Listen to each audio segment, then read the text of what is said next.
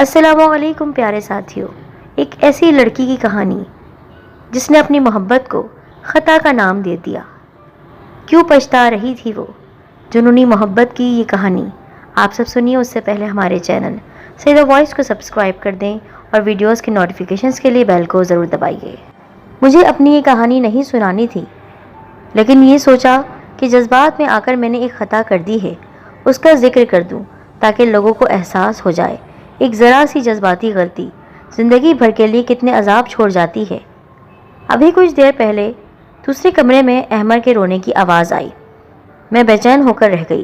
مجھے نائلہ پر بہت غصہ آ رہا تھا۔ کمبخت بچے پر دھیان ہی نہیں دیتی، ہر وقت اپنے میک اپ میں لگی رہتی ہے، چاہے بچہ کچھ بھی کرتا رہے۔ جلدی سے میں دوسرے کمرے میں آئی تو دیکھا احمر بستر پر تھا اور نائلہ نیم دراز ہو کر کوئی میگزین پڑھ رہی تھی۔ نائلہ نے میری طرف دیکھا تو کہنے لگی، میں سمجھ گئی آپی، احمر کی آواز کھینچ کر لائی ہوگی۔ تو اور کیا، میں اس کی بے پرواہی سے جھلا گئی۔ کیوں رو رہا تھا؟ اوہ آپی، بچے تو روتے ہی رہتے ہیں، تم تو ذرا سی دیر میں پریشان ہو جاتی ہو۔ میں نے احمر کو گود میں اٹھا لیا۔ تم تو جانتی ہو کہ میں اس کا رونا برداشت نہیں کر سکتی۔ نائلہ ہنس پڑی۔ مجھے اس کی اس بے پرواہی پر غصہ آتا تھا۔ وہ میری چھوٹی بہن تھی اور احمر اس کا بیٹا تھا۔ وہ ماں تھی اس کی، لیکن اس سے کہیں زیادہ پیار میں کرتی تھی۔ یار آپی، ناراض مت ہوا کرو۔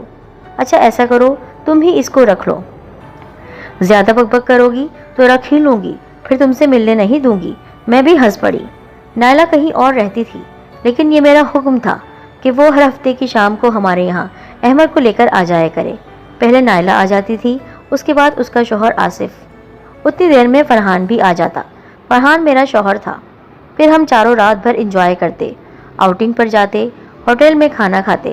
واپس آ کر وہ تینوں تو ٹی وی دیکھنے لگتے اور میں احمر کو لے کر کمرے میں آ جاتی۔ یہ کئی مہینوں سے ہمارا معمول تھا، کم از کم جب سے احمر پیدا ہوا تھا۔ ماشاءاللہ اب تو وہ 2 سال کا ہو چکا تھا۔ میری اور فرحان کی شادی کو 5 برس ہو چلے تھے، لیکن ابھی تک ہمارے یہاں کوئی اولاد نہیں ہوئی تھی، جبکہ نائلہ کی شادی میرے بعد ہوئی اور وہ ایک بچے کی ماں بھی بن گئی۔ نائلہ کی شادی تو والدین کی مرضی سے ہوئی تھی، جبکہ میں نے محبت کی شادی کی تھی، اور یہ محبت بھی کیسی ہوتی ہے، جنونی۔ محبت شاید جنون کا ہی دوسرا نام ہے۔ یہ سوچنے سمجھنے کی صلاحیت ختم کر کے رکھ دیتی ہے۔ میرے ساتھ بھی ایسا ہی ہوا۔ فرحان مجھے پہلی نظر میں اچھا لگا تھا، ایک شرمایا شرمایا سا نوجوان، جس کا لہجہ مہذب تھا، جس کا انداز بہترین تھا۔ میں اس آفس میں انٹرویو دینے گئی تھی جس آفس میں فرحان پہلے سے کام کرتا تھا۔ وہ ایک ملٹی نیشنل کمپنی تھی۔ صاف ستھرا ماحول، صاف ستھرا اسٹاف، سلیقے سے ٹائی باندھے اور سوٹ پہنے ہوئے نوجوان لڑکے، اور جدید انداز کی ڈریسنگ میں خوبصورت اسمارٹ لڑکیاں۔ ایسی کمپنیوں کا ماحول ایسا ہی ہوتا ہے، دیکھ کر سکون ملتا ہے اور دل چاہتا ہے کہ بس اسی ماحول میں کام کیا جائے، اور میرا بھی دل چاہا کاش یہی ملازمت مل جائے۔ میں یہ بھی بتا دوں کہ ملازمت میرے لیے کوئی مجبوری نہیں تھی، بلکہ یوں ہی وقت گزارنے اور زندگی کا مختلف تجربہ حاصل کرنے کے لیے چلی گئی، اور وہیں میری ملاقات فرحان سے ہوئی۔ وہ اسی آفس میں ایک اچھے عہدے پر تھا۔ پہلی نگاہ میں وہ مجھے بہت اچھا لگا، ایک انتہائی مہذب قسم کا، آرام آرام سے باتیں کرنے والا انسان۔ اس وقت وہاں انٹرویو کے لیے کچھ اور لڑکیاں بھی آئی تھیں، لیکن ہوا یہ کہ مجھے منتخب کر لیا گیا۔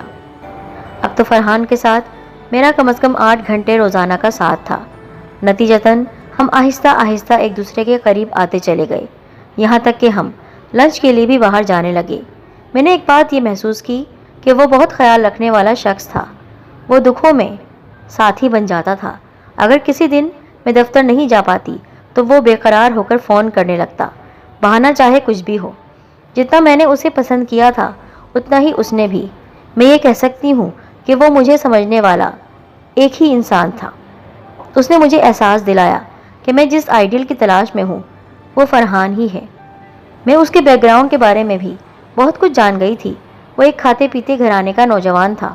اس کے 2 بھائی تھے جن کی شادیاں ہو چکی تھیں، بہن کوئی نہیں تھی، والدین بھی حیات تھے، اس کا اپنا گھر تھا۔ فرحان کے پاس اپنی گاڑی تھی، پڑھا لکھا تھا، اور سب سے بڑی بات کہ لڑکی کو جس طرح کا لڑکا پسند ہے وہ ساری خصوصیات اس میں تھیں۔ میں نے اپنی ایک دوست نیلوفر سے جب اس بات کا ذکر کیا تو وہ لہک اٹھی۔ تو پھر سوچ کیا رہی ہو؟ اچھے بندے آج کل ملتے کہاں ہیں؟ پکڑ لے اسے۔ کیسے پکڑ لوں؟ وہ تو کچھ بولتا ہی نہیں۔ کیا اس نے کبھی محبت کا اظہار نہیں کیا؟ 10 دفعہ کر چکا ہے۔ تو پھر کیا مسئلہ ہے؟ یار محبت سے آگے بھی تو ہونا چاہیے، اس کو شادی کی بات کر لینا چاہیے۔ یہ تو ہے۔ نیلوفر نے گردن ہلائی۔ تو پھر تو ہی اس سے بات کر لے۔ کیا پاگل ہو گئی ہو؟ میں لڑکی ہوں، میں کس طرح اپنی شادی کی بات کر سکتی ہوں؟ یہ بات تو اسے کرنی چاہیے۔ دیکھ لڑکی، ایسا نہ ہو کہ اس چکر میں کہیں وقت ہی نہ نکل جائے۔ پہلے اس سے کنفرم کر لے کہ وہ تجھ سے محبت کرتا ہے یا نہیں۔ اس کے بعد اس سے یہ معلوم کر لے کہیں اس کا رشتہ تو نہیں ہو گیا۔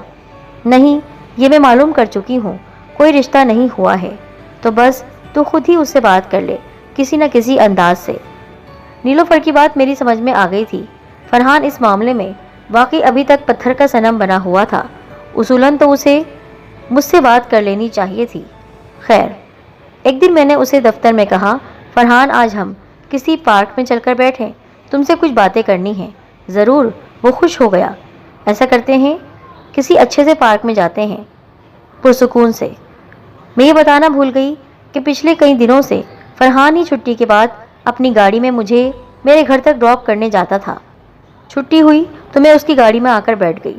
پہلے اس کے ساتھ جاتے ہوئے جھجک ہوتی تھی، دفتر والے ہمیں معنی خیز نگاہوں سے دیکھا کرتے، لیکن اب عادت پڑ چکی تھی۔ دفتر والے بھی ہم دونوں کے درمیان ہونے والے اس معاہدے کو قبول کر چکے تھے۔ جی ملکہ عالیہ، کیا حکم ہے آپ کا؟ کہاں چلنا ہے؟ کہیں بھی، کسی بھی پرسکون جگہ، لیکن کسی ہوٹل نہیں، پارک۔ اوکے۔ اس نے گاڑی اسٹارٹ کر دی۔ ہم پارک پہنچ گئے۔ ہاں اب کہو، ہم کیوں آئے ہیں؟ فرحان، آج ہمیں اپنی زندگی کا ایک اہم فیصلہ کرنا ہے، اور اس فیصلے کا انحصار تم پر ہے، جبکہ میری طرف سے سب کچھ واضح ہے۔ عالیہ کہو تو صحیح۔ فرحان، کیا اب ہم اس موڑ تک نہیں آ گئے کہ اب ہمیں اپنے آنے والے کل کا فیصلہ کر لینا چاہیے؟ کیا ہم ایک دوسرے کو اچھی طرح جان نہیں چکے؟ کیوں نہیں؟ ہم نے ایک دوسرے کو سمجھ لیا ہے عالیہ۔ تو پھر؟ میں غصے میں بولی، اب کیا سب کچھ میں ہی کہوں گی؟ اوہ! اس نے ایک گہری سانس لی۔ میں کچھ سمجھ رہا ہوں۔ بڑی مہربانی آپ کی۔ اگر آپ کچھ سمجھ رہے ہیں تو بات کو آگے بڑھائیں۔ میں جل کر بولی، تم کو معلوم ہے میں نے اپنے گھر والوں کو بھی راضی کر لیا ہے، وہ ایک بار تم سے ملنا چاہتے ہیں۔ عالیہ، ایک بات بتاؤ کہ شادی کرنا ضروری ہے؟ میرا مطلب ہے کہ ہم یوں ہی ایک دوسرے کے دوست نہیں رہ سکتے کیا؟ میں بھڑک اٹھی، تم پاگل ہو گئے ہو؟ یہ کیسی باتیں کر رہے ہو؟ ایسا کبھی ہوا ہے؟ تم نے کیا صرف وقت گزارنے کے لیے مجھ سے دوستی کی تھی؟ تم مجھے اپنانے کے لیے سیریس نہیں ہو؟ اوہ ہو، ایسی کوئی بات نہیں عالیہ۔ وہ جلدی سے بولا، میں تو تم سے اتنی محبت کرتا ہوں کہ تم اس کا تصور بھی نہیں کر سکتی۔ تو پھر کیا بات ہے؟ کیا تم کہیں زبان دے چکے ہو، یا تمہارے والدین نے کہیں تمہارا رشتہ کر دیا ہے؟ نہیں، بالکل نہیں، ایسی کوئی بات نہیں۔ تو پھر کیا بات ہے؟ کچھ نہیں، وہ مسکرا دیا، سب ٹھیک ہو جائے گا، اس کا جواب بھی میں کل دوں گا۔ اس کی باتوں نے میرا موڈ خراب کر دیا تھا، اسی لیے ہم زیادہ دیر نہیں بیٹھے اور واپس آ گئے۔ جب میں اپنے کمرے کے دروازے پر اس کی گاڑی سے اترنے لگی تو اس نے کہا، عالیہ مجھ سے ناراض نہ ہو، میں تم سے دور رہنے کا تصور بھی نہیں کر سکتا، بس کل تک کا انتظار کر لو۔ اوکے۔ میں گاڑی سے اتر آئی۔ دیکھ لیتی ہوں کل تک۔ دوسرے دن وہ بہت خوشگوار موڈ میں تھا۔ ملکہ عالیہ، کل آپ کی خواہش تھی کسی پرسکون جگہ جانے کی، آج میری خواہش ہے، کیا خیال ہے؟ ضرور، میں مسکرا دی۔ میں سمجھ گئی تھی کہ وہ کیا چاہتا ہے، یہ کیا سوچ رہا ہے۔ تو پھر شام کے بعد، اور ہاں، تمہارے لیے ایک سرپرائز بھی ہے۔ کوئی بات نہیں، جب سرپرائز میرے لیے ہے تو پھر مجھے معلوم ہو ہی جائے گا۔ شام کے وقت ایک نئی بات یہ ہوئی کہ دفتر آف ہونے سے پہلے اس کا ایک دوست بھی آ گیا۔ میں نے اس کو پہلے کبھی نہیں دیکھا تھا۔ وہ بھی ایک مہذب اور پڑھا لکھا نوجوان تھا۔ اس کا نام عمر تھا۔ یہ میرے بچپن کا دوست ہے، فرحان نے کہا۔ ہم نے ایک ساتھ بہت خوبصورت دن گزارے ہیں، ڈھیر ساری شرارتیں کی ہیں۔ یہ موصوف اعلیٰ تعلیم کے لیے بیرون ملک چلے گئے تھے اور اب واپس آئے ہیں۔ اس وقت مجھے شدید الجھن ہو رہی تھی، یہ کیا پاگل پن تھا؟ ہمارے درمیان اس شخص کی کیا ضرورت تھی؟ ہمیں تو کہیں جا کر ایک دوسرے سے پرائیویٹ باتیں کرنی تھی۔ پھر فرحان نے اس دوست کو اپنے ساتھ کیوں لیا؟ بہرحال میں کیا کہہ سکتی تھی، خاموش رہی۔ ہم آفس سے نکلے اور ساتھ ہی اس پارک میں آ گئے۔ ہم تینوں ادھر ادھر کی باتیں کرتے رہے۔ پھر فرحان نے کہا، بھائی تم دونوں باتیں کرو، میں کینٹین سے کچھ لے کر آتا ہوں۔ اس پارک کے ایک طرف ایک صاف ستھری کینٹین بھی ہے۔ اس سے پہلے کہ میں کچھ کہتی وہ جا چکا تھا۔ سچ تو یہ ہے کہ اس کا رویہ مجھے حیران کیے جا رہا تھا۔ کیا ہو گیا تھا اس کو؟ کون اس طرح کسی غیر شخص کو اپنی ہونے والی کے پاس چھوڑ کر چلا جاتا ہے؟ لاکھ ایک دوسرے پر اعتماد سہی، پھر بھی یہ غیر مناسب سا رویہ تھا۔ عمر کچھ دیر تک میری طرف دیکھنے کے بعد بولا، میں تو آپ کی تعریفیں سن سن کر پاگل ہو گیا ہوں۔ وہ کیوں؟ لگتا ہے بیچارے فرحان کے لیے اب صرف ایک ہی موضوع رہ گیا ہے، اور وہ ہے آپ کی ذات۔ عالیہ ایسی ہے، عالیہ ویسی ہے، عالیہ کو فلاں چیز پسند ہے، ناپسند ہے، وغیرہ وغیرہ۔ یہ تو ہے۔ میں مسکرا دی۔ فرحان میرا بہت خیال رکھتے ہیں اور وہ خود بھی بہت اچھے آدمی ہیں۔ یہ بھی ہے، ورنہ آپ جیسی لڑکی اسے کیوں پسند کرتی؟ مجھے اس بات کی خوشی ہو رہی تھی کہ فرحان نے سب کو یہ بتا دیا تھا کہ وہ مجھ سے کتنی محبت کرتا ہے۔ یہ بہت اچھی بات تھی۔ کچھ دیر یوں ہی عمر سے باتیں کرتی رہی۔ مجھے اندازہ ہو گیا تھا کہ وہ بھی فرحان ہی کی طرح اچھا انسان ہے۔ اس نے ایسی کوئی بات نہیں کی جو کسی طرح مجھے ناگوار گزرتی۔ فرحان بھی کچھ دیر بعد واپس آ گیا۔ یہ سب تو ہو رہا تھا، لیکن اب تک یہ سمجھ میں نہیں آ رہا تھا کہ وہ میری بات کا کیا جواب دے گا۔ فرحان اس لیے تو مجھے اپنے ساتھ لایا تھا۔ آج اسے شادی کے حوالے سے بات کرنی تھی، لیکن عمر کی موجودگی میں ابھی تک ایسی کوئی بات نہیں ہوئی تھی۔ کچھ دیر بعد عمر اچانک کھڑا ہو گیا۔ اچھا بھائی، مجھے تو اجازت دو، مجھے ایک جگہ پہنچنا ہے۔ فرحان نے بھی اسے نہیں روکا۔ وہ اجازت لے کر چلا گیا۔ شاید دونوں کے درمیان یہ طے ہو گیا تھا کہ وہ کچھ دیر بعد چلا جائے گا، ہم اطمینان سے اپنی باتیں کر سکیں گے۔ اس کے جانے کے بعد فرحان کچھ دیر خاموش سوچتا رہا۔ پھر اس نے کہا، عالیہ، میرا خیال ہے اب ہم وہ باتیں کر لیں جس کے لیے یہاں آئے ہیں۔ ظاہر سی بات ہے، میں مسکرا دی، ورنہ یہاں آنے کا کیا فائدہ تھا؟ تم یہ بتاؤ، تمہیں عمر کیسا لگا؟ کیسی باتیں کر رہے ہو؟ ہم یہاں اپنی باتیں کرنے آئے ہیں یا عمر کی؟ اور عمر کا ذکر کیوں چھیڑ دیا تم نے؟ پہلے میری بات کا جواب تو دو، کیسا لگا وہ؟ ظاہر ہے اچھا مہذب انسان ہے، اچھا لگا اس سے مل کر، تو پھر اس سے کیا ہوا؟ عالیہ، میں چاہتا ہوں کہ تم عمر سے شادی کر لو۔ کیا؟ میں بھڑک اٹھی، کیا بکواس کر رہے ہو تم؟ عالیہ، کیا تم یقین کرو گی کہ میں تم سے بے انتہا محبت کرتا ہوں؟ میں یہ چاہتا ہوں کہ تم زندگی بھر خوش رہو، اس لیے تم یہ چاہتے ہو کہ میں تمہارے بجائے کسی اور سے شادی کر لوں، وہ بھی تمہارے دوست سے؟ ہاں، اسی لیے معاف کرنا، تم نے عورت کی محبت کو بہت غلط سمجھ لیا ہے۔ محبت تحفے میں دینے والی چیز نہیں ہوتی، ایک کی جگہ دوسرے کو دے دی جائے۔ تمہاری دوستی اور محبت اپنی جگہ ہوگی، لیکن ایسا بھی نہیں ہوگا کہ میں تمہاری دوستی کی بھینٹ چڑھ جاؤں۔ نہیں عالیہ، پلیز تم مجھے غلط مت سمجھو، یہ معاملہ کچھ اور ہے۔ میں بھی تو سنوں کہ معاملہ کیا ہے۔ سنو، میں بتاتا ہوں۔ وہ اچانک سے رونے لگا۔